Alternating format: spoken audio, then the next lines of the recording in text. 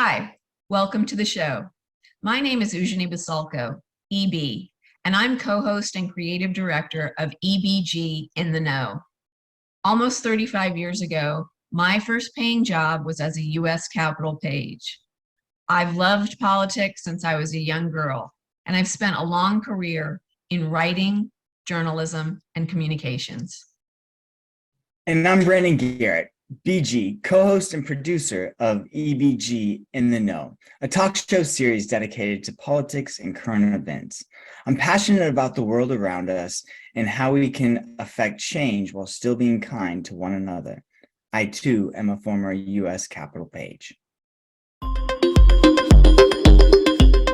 All right, so we're going to get right into it.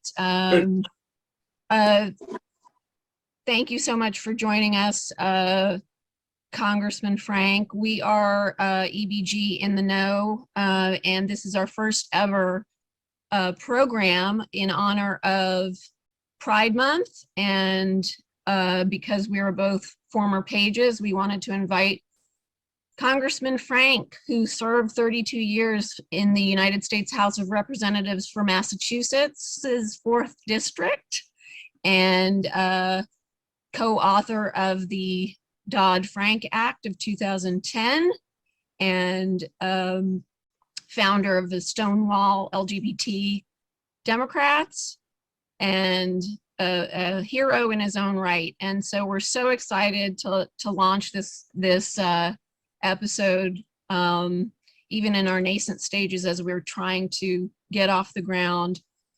We couldn't think of a better guest to have. So welcome, Congressman Frank, and thank you so much. Thank you. So this is I'm Eugenie Basalko, and this is my co-host, Brandon Garrett, and we're just gonna get right into it. So, sir, wanted to ask you more about the Stonewall Democrats group that you founded, and we've checked it out, and it looks like a great resource. Is it still in your hands? Is it going in the direction that you want it to go in? No, it isn't, because it's not needed anymore. Actually, the Stonewall Democrats have now become the Democrats. That is, the Democratic Party has become so thoroughly committed to LGBT rights that there was no need for a separate organization. What we had was this: 30 years ago, you had the Human Rights Campaign and some others which were across the board. You then had a Republican group called the Log Cabin Club, and they argued that it was good for LGBT people to support Republicans. My view was, yes, that would be true if they would deliver for us. But it became clear over time that the Log Cabin Club could not find a way to be an effective advocate for our rights within the Republican Party. And in fact, the Republican Party has pretty much become monolithically anti-LGBT. The problem we had was this: media would go to the Human Rights Campaign for a comment, and then to get an opposing comment, they'd go to the Log Cabin Republicans, and nobody spoke for the Democrats. Well, the Human Rights Campaign was leaning over backwards to try to be nonpartisan. That became impossible as the Republicans moved so far away. I mean, one of the two biggest differences between the two political parties in America today are over whether or not to outlaw abortion, which the Republicans want to do, and whether or not to be supportive of full rights LGBT people, which the Republicans oppose.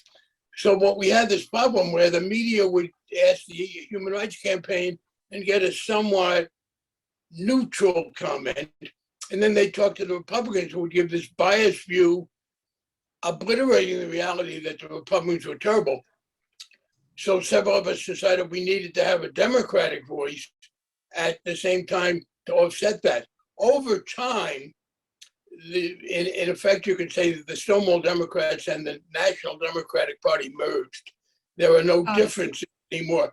So the good news is there is no need for an advocacy group for LGBT rights so much within the Democratic Party. I mean, nobody had to tell Nancy Pelosi, the leading Democrat in Washington for a long time, to be supportive of us. The bad news, of course, is that the Republicans have gotten worse and worse. So you now don't have log cabin versus Stonewall. You have the Democratic Party versus the Republican Party.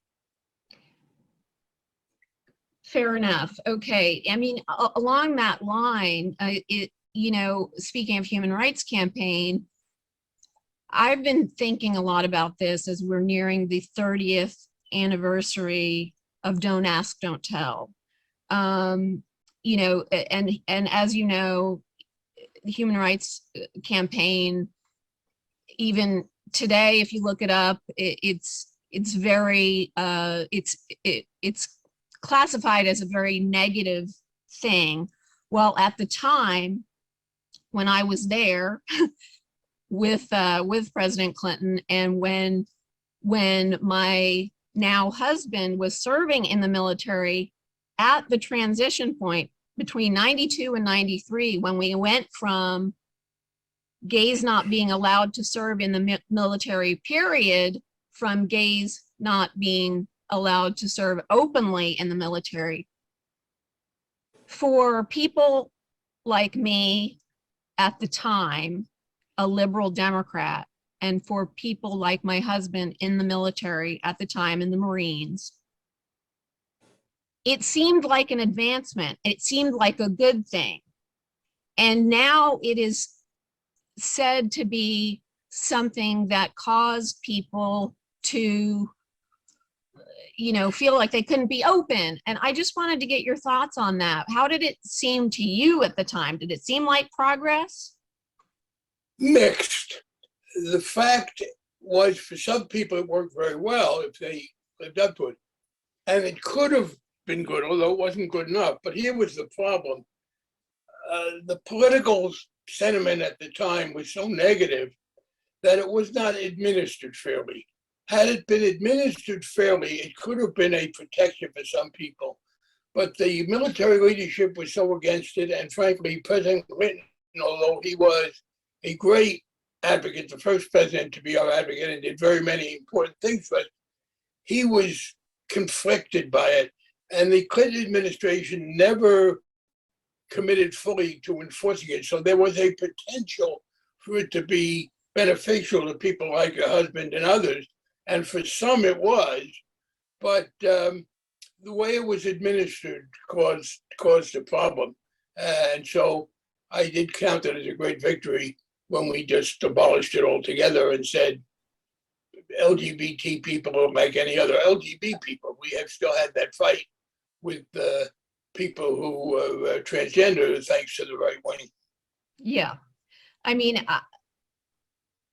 the way people in the military see it, from my conversations with them, is that it went from gay people not being allowed to serve to gay people being allowed to serve, but everybody wasn't supposed to talk about it.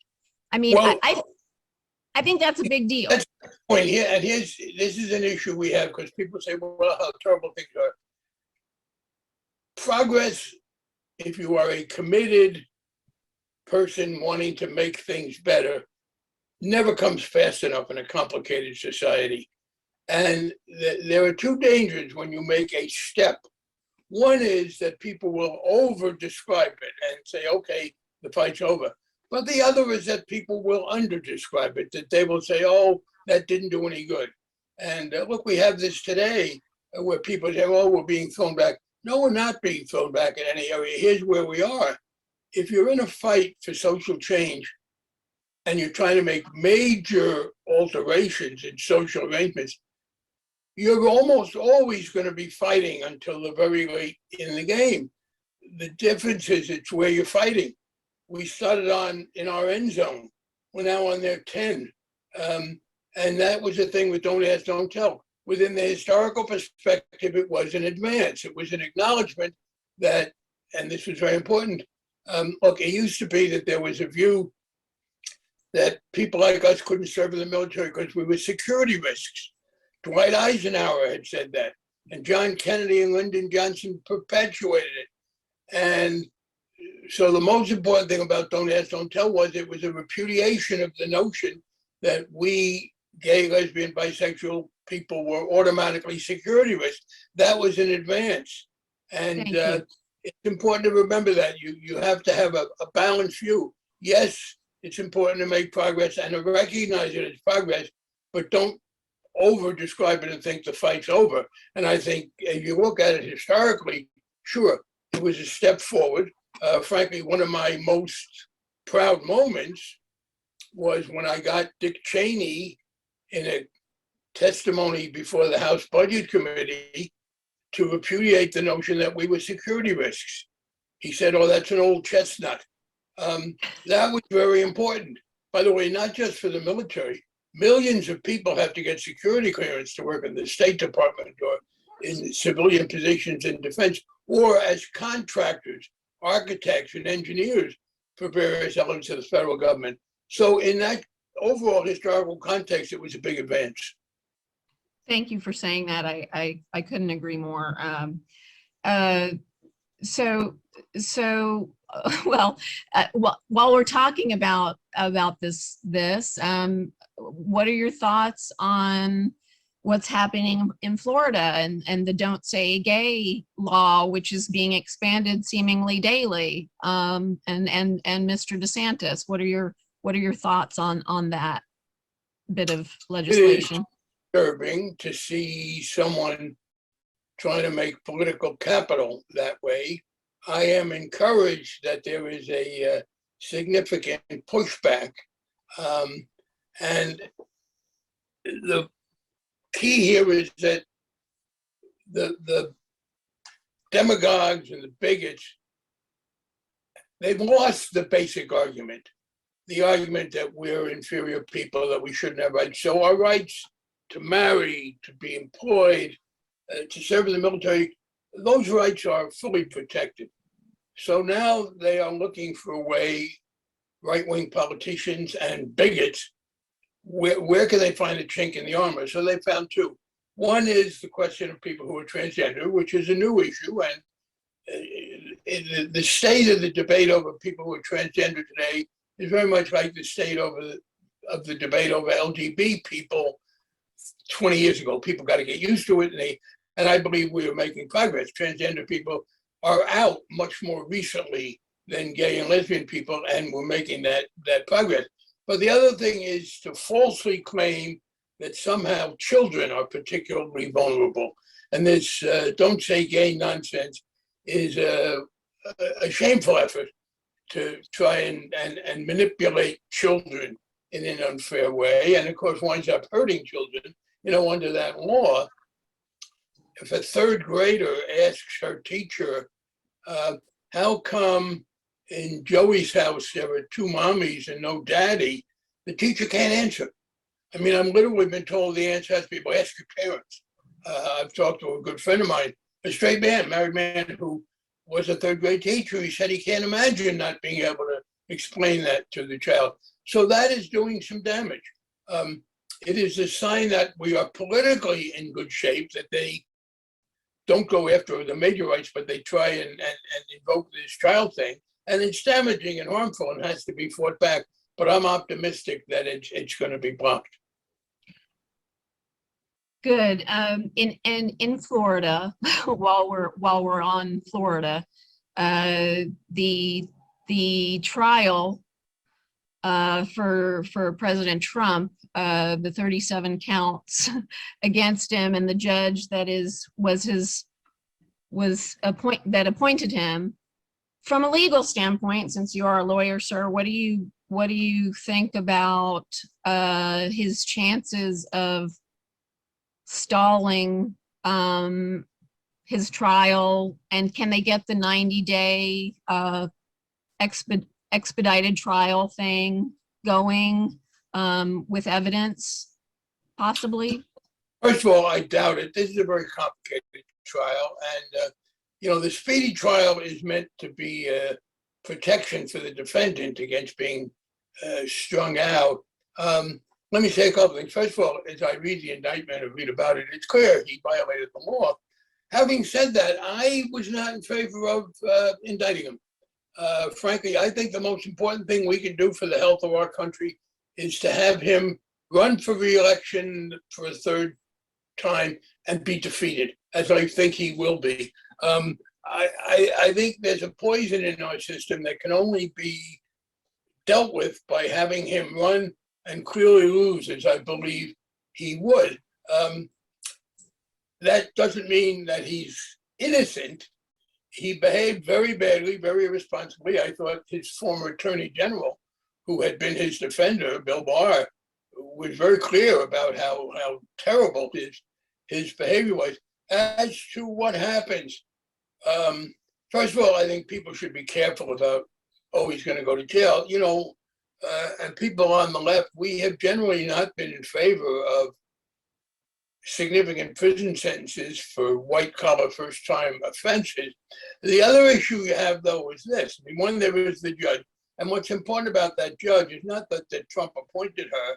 There were Trump-appointed judges who were very good. In fact, a large number of Trump-appointed judges dismissed his efforts to overturn the election. I mean, I think a dozen or more Trump-appointed judges basically said, that's ridiculous, get out of here, when he tried to overturn the cases. The problem is that she issued an outrageous opinion. In the initial stages here, when the investigation was going forward of a criminal investigation, she appointed a special master to intervene between Trump and the prosecutors. 3 Trump judges, or 2 out of 3 judges that were Trump appointees, unanimously said that is ridiculous. She just interfered in a way she had no authority to. So when we are nervous about her, it's not because she was appointed by Trump, it's because having gotten that case, she made a ridiculous, baseless effort to help him out that was thrown out in court. The last point to make, though, is this. People should be careful about what they expect to happen. Donald Trump only gets convicted if this goes forward if 12 randomly chosen Florida citizens vote to convict him. I am skeptical that you're going to get that. You know, it's not Manhattan. It's not just of Columbia. You were talking about a jury panel. If one of those 12 jurors who was ultimately seated, randomly selected in the state of Florida with the right to knock out people who are obviously prejudiced, then he doesn't get convicted. And that's one of my problems. I am afraid that the outcome of this is going to be, if he is tried, that he won't be convicted, and he'll claim that as vindication. So I would rather have a report that said, look, this man behaved totally irresponsibly. He lied to the prosecutors. He endangered national security, although there's no evidence that the national security was hurt. But he just showed contempt for the law, as Bill Barr said. And people should understand this and say, is this the man you want to put back in charge of all these records, given how irresponsibly he handled them? And let's have an election in which I believe he will lose, and that will be healthy for the country. And does that go without saying then that you believe that President Biden will be reelected? I think he will be, yeah. Look, let's hit it head on. I wish Joe Biden was younger. I wish I was younger. I'm 3 years older than Joe Biden, I have to say. I am older now than President Biden will be when he's reelected, and I do not feel incapable. I am not physically as active as I used to be, but I remember what Al Smith, the governor of New York, said, who supported Franklin Roosevelt to replace him as governor in 1928 when Smith ran for president, and Roosevelt was, of course, in a wheelchair. And someone said, Governor Smith, how can you support a man who can't walk to be the governor, as he was then running?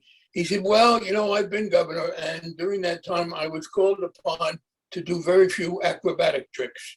And I think that that's still relevant. So yeah, and by the way, Joe Biden has compiled an extraordinary record. His handling of Ukraine and NATO has been first rate, and legislatively he has accomplished more than most presidents. And in particular, he just out-negotiated Kevin McCarthy. Look at this. We had this threat by the Republicans to shut things down. When the deal was done, it was overwhelmingly acceptable to Democrats, unacceptable to 2/3 of the Republicans in the House. And McCarthy now has a problem that, having made this deal with President Biden, who apparently, according to a lot of Republicans, out-negotiated McCarthy, McCarthy has got a revolt in his House, and the United States House of Representatives is now unable to function because Kevin McCarthy's deal can't be sold to his own people because Joe Biden got the better of him. Yeah, and I mean, as former chair of the House Financial Services Committee, I wanted to also see what you thought about President Biden in terms of where we are economically right now. Where we are economically is better than anybody in the world. By the way, the great Chinese economy that so many people were saying, oh, shows how democracy can't do it. The Chinese economy is in trouble right now. They are hurting. They are stumbling. England, inflation just went up. America, we have a problem. The inflation that was exacerbated first by supply problems in the pandemic and by Russia's war, and by, if we'd known that Russia was going to start a war, it would have been wiser to have done somewhat less in the last economic bill, although it did do a lot of good. But the point is that in America, inflation is coming down. It's higher than it should be, but a lot less higher than it used to be. And the unemployment has not gone up.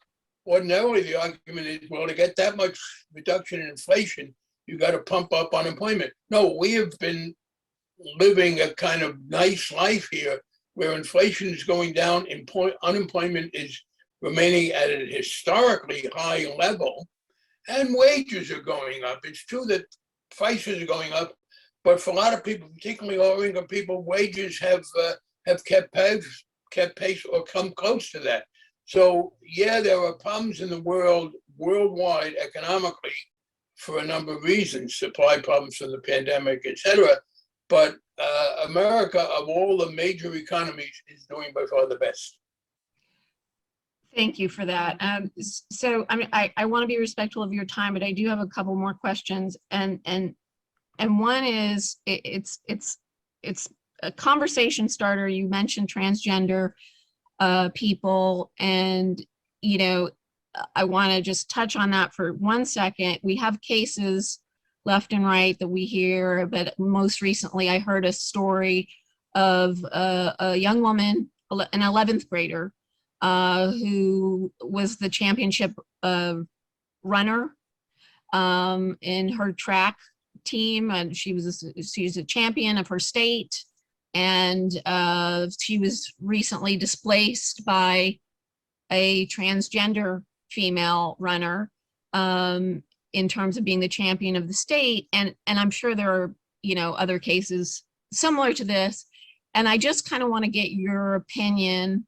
I know it's a big subject, but your opinion on transgender people in sports, and is there a way to change how we're classifying people in sporting events that compete against each other that removes sexual identity entirely?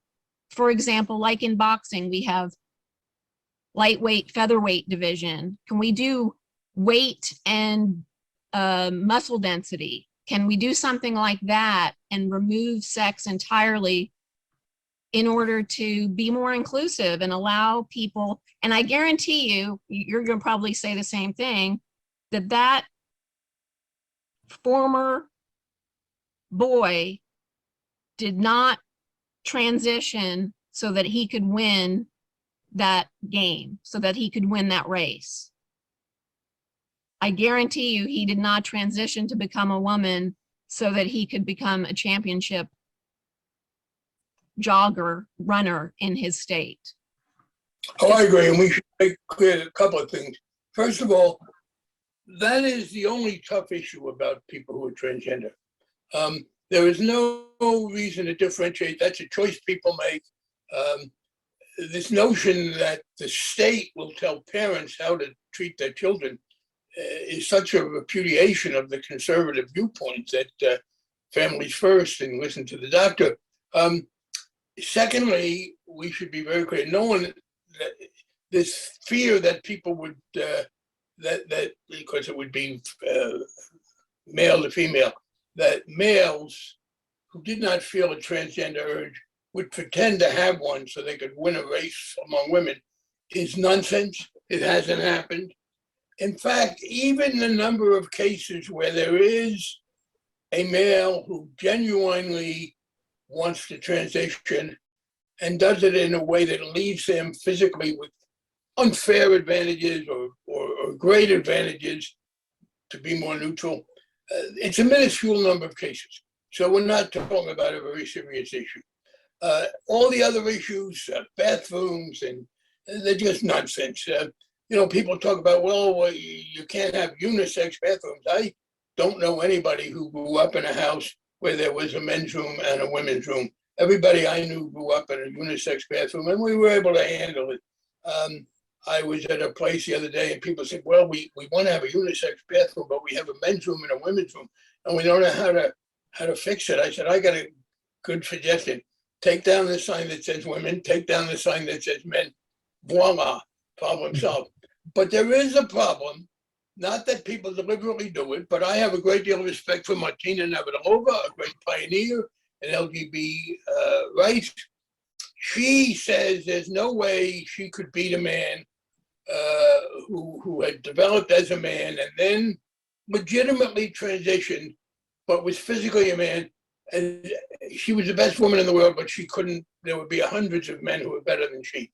And I think what Joe Biden just did is correct, is to say there has to be a case by case. It cannot be that anybody who was transitioned, if people have made the psychological transition legitimately, not for any phony reason, but are physically male in so many ways, and we know that men have physical strengths over women, it's not reasonable to have that person compete. On the other hand, there are people who have transitioned, given what they have done. It's interesting, by the way, some of the antis, on the one hand, want to prevent physical transition and then penalize people because they haven't made that physical transition. It's a kind of a double whammy in the old Little Abner days.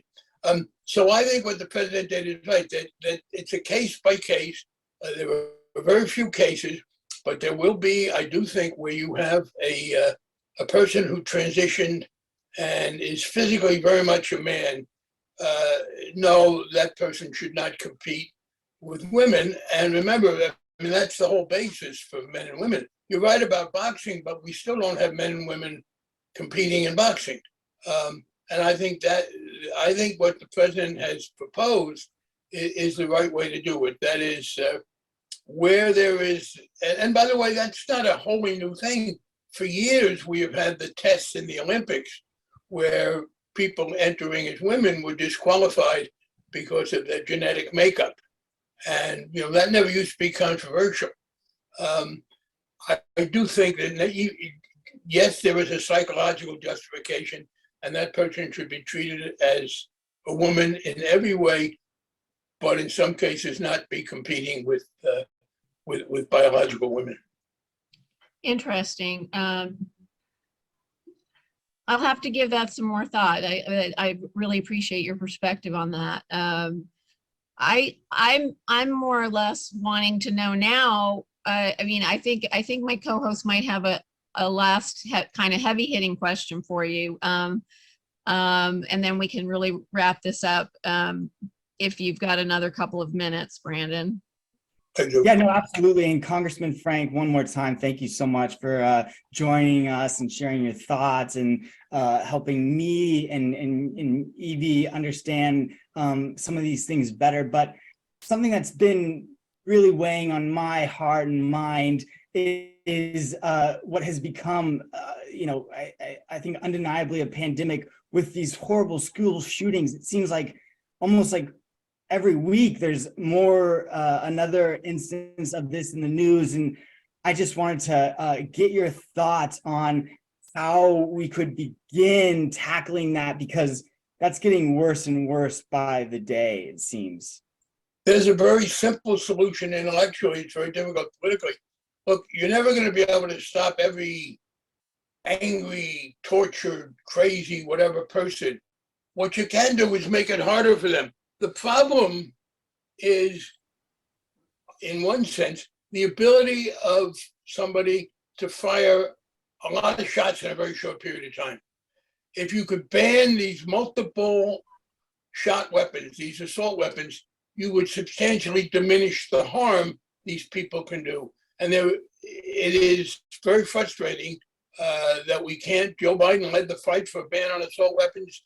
George W. Bush let it fade. What I'm hoping is that politically, and there appears to be some sign that younger people in particular are focusing on this, we need to be able to make it illegal for people to have weapons that fire dozens of shots in a short period of time. Yes, somebody with a single shot pistol can hurt some people, and that is something we have to deal with, but it's incomparably less tragic than if they can shoot 8 or 10 or 12. And so that, I think, that's something we can do immediately, to ban these multi-assault weapons. And that's a political thing. The Republican Party has refused to deal with it. There are a lot of voters out there. I think if we focus on that, focus on banning these rapid fire weapons, we will have substantially diminished the harm that comes from this. Understood. Thank you. Do you want to just give us a little quick response to what you would consider your greatest achievement? No, thank you for asking, Jeannie, but there's no way to do that without sounding boastful. So, Okay. How about any regrets? yeah, I wish I'd have been able to come out earlier. It was complicated because my good friend and colleague Gary Studs, who came out ahead of me, and he had been involved in an incident, and we had to wait. I regret personally having been involved with a hustler in a way when I was closeted that reflected my inability to deal well with those pressures. On the whole, no, actually one political decision. I now think George H.W. Bush did the right thing when he invaded Kuwait and drove Saddam Hussein out of Kuwait. I voted against the Iraq invasion by America, and that was a terrible idea. I voted against the getting Saddam out of Kuwait, partly because I thought it was going to lead to an invasion of Iraq. I was wrong. Bush was right. That's the only major policy decision I would take back. And how's life treating you these days? What's How's life treating you these days? How are you? Very good. Marriage is great. Jim and I are coming up on our 11th anniversary. We're still, I think, the only same-sex couple to get married while one of us was in Congress. We were married in 2012. Actually, we were married under Massachusetts law before the Supreme Court decision made it nationally possible. And I had a very great pleasure. The wonderful woman who was the Chief Justice of the Massachusetts Supreme Judicial Court, as we call it, was the one who wrote the opinion that allowed same-sex marriage. She's an old friend. And I called her one day, and after a voicemail, Margie, will you marry me? And she called back. She said yes. Unfortunately, the date didn't work out. But no, I'm living here in Maine, and it's a nice life. I will tell you 2 rules that I suggest that people follow in retirement. One is have a bucket list. There are some things I'm doing, writing a book and some other things, and that's very important. But as I get older, as I said, I'm older than Joe Biden, there's another list that I think is very important for people to pay attention to. And it's a list that rhymes with bucket. And my rhymes with bucket list is become increasingly important. That's amazing. I would love to I'd love to see a copy of that. Congressman, we are out of time, and I just wanted to reiterate what I said earlier. You are one of my great personal heroes, and I'm just so grateful to you for coming on this this first episode of our broadcast. I could have answered the question on your greatest achievements, but it would have taken me far too long to do so. You are just the best of the best, and I can't thank you enough for joining us today. We're so grateful.